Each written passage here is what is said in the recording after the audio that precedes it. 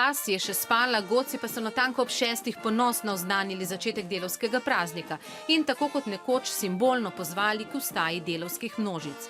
Igramo koračnice, ki so značilne za današnji dan, oziroma takšne, ki ljudem pomenijo pač neko dobro jutro, ne takšne energične, bi se temu reklo. Prvomajska budnica je povezana z zgodovinsko vlogo praznika. V 1. maju so delavci izražali svoje pravice, s protesti, stavkami, včasih tudi z oboroženimi boji. Nekateri budnico igrajo od otroštva. Ojoj, kaj bi šlo rekel to v te 58. Smo začeli se učiti, jaz sem tudi on. Vsaka tradicija, ko je že stara, je lepo, da se ohrani. Si pač prve 2 uri malo zaspan, pa potem priješ sebi, pa potem je tako družba dobra in glasba te zbudi, tako in tako, pač budnice, tako da potem je vse pozabiš, na kar si pa se potrudil zjutraj.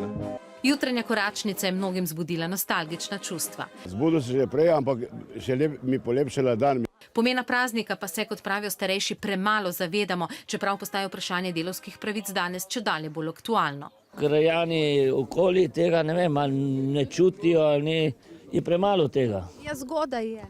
Zgodaj, vsaka rana ura, zlata ura. Godci so danes k razmisleku spodbudili mnoge v številnih krajih na Koperskem, vse od italijanske pa do hrvaške meje. S premikanjem kazalca na uri se je seveda večala tudi navdušena publika.